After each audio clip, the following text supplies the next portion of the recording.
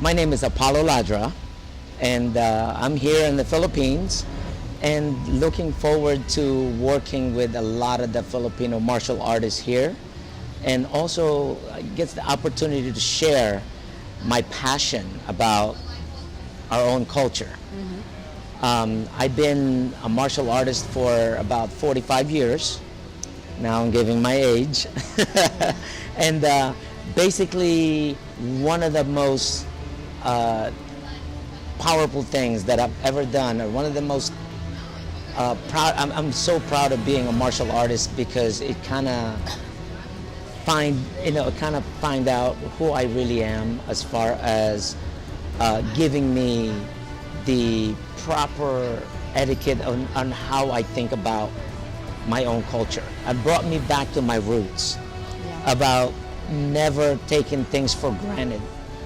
Where I'm from, I was always taught by my parents, of course. I was taught by my parents on that I can't get to where I'm going unless I know where I come from. That was probably one of the biggest lessons that my parents have instilled on my, not just up here, but in here.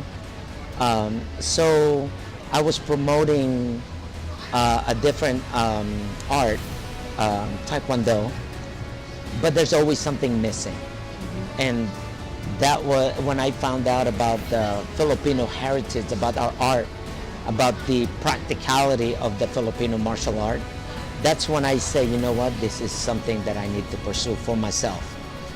And as I'm pursuing the Filipino martial art, it kind of brought me back to my roots, and it made me proud of myself on being a Filipino.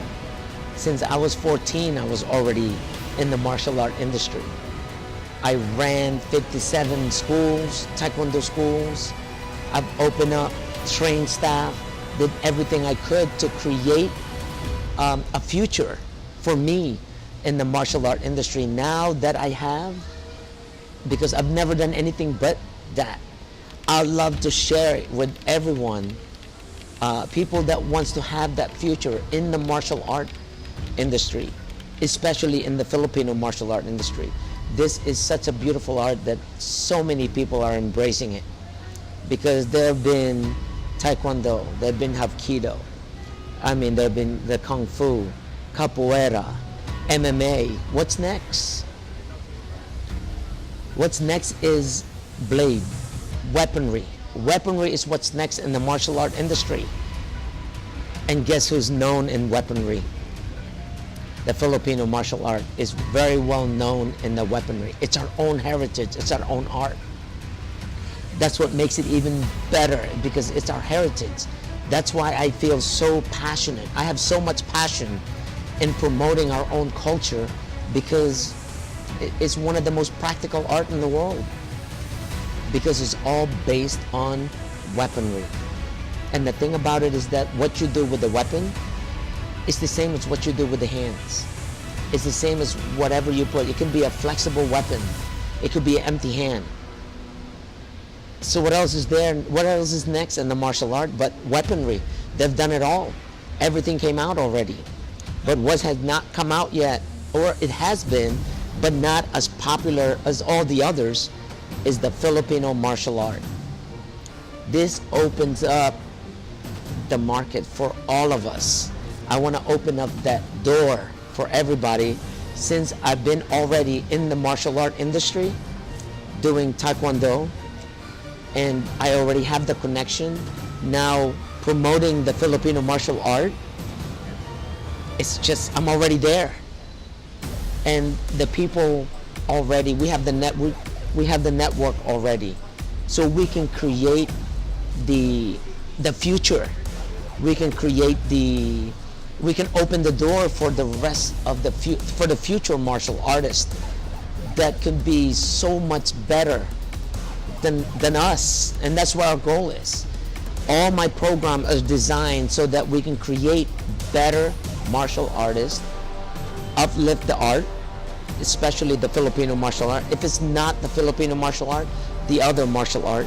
If not by the way we execute the moves, or by the methodology that we do. It's by our way of teaching, how we communicate the art.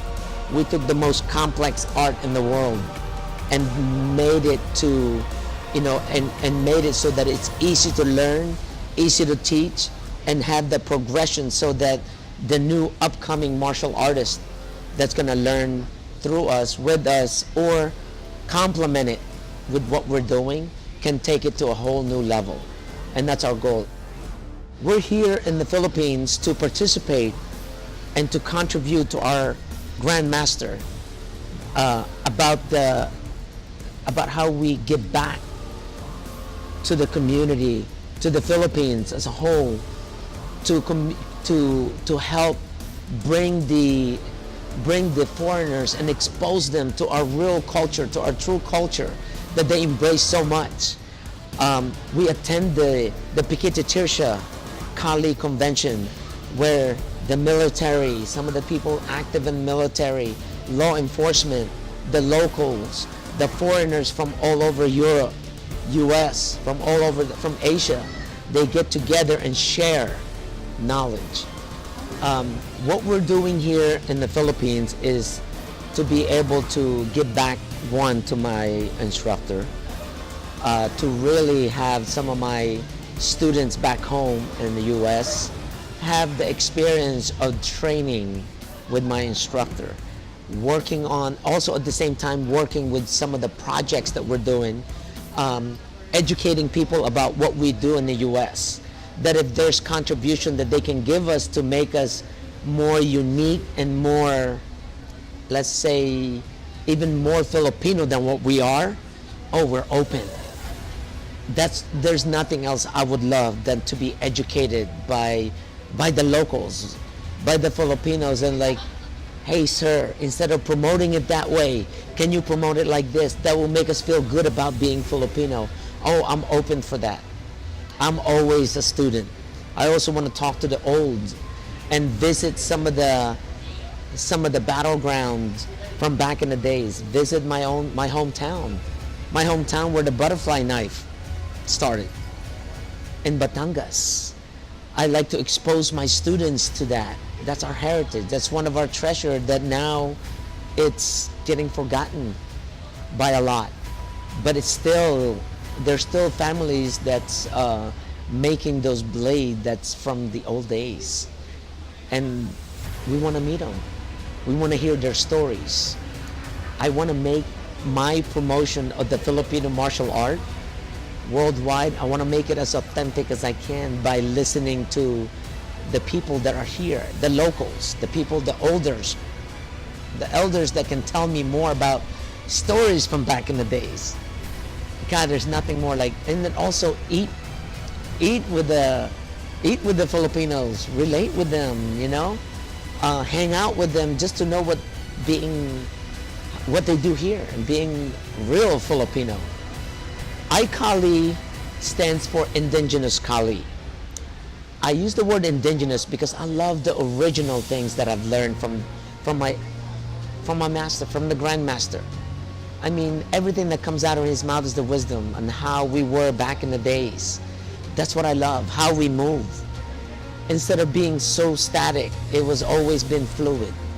The fluidity of movement, expressing yourself, as opposed to, just learning by the number. He wants you to learn in a thought-provoking process, how we were taught, so you can develop common sense rather than just listening to whatever they tell you or things handed to you. They make you work for it, which is what I love. The indigenous Kali, the way we moved back then, the way the farmers moved, the way they plant, the way they related to our way of life, how we plant, how the people back in the days trained. We never bow. Our way of showing respect is by putting the hand on the forehead. It's called mano po. Mano po. And when we show respect, it always comes from the heart. Gumagalang magmula sa puso.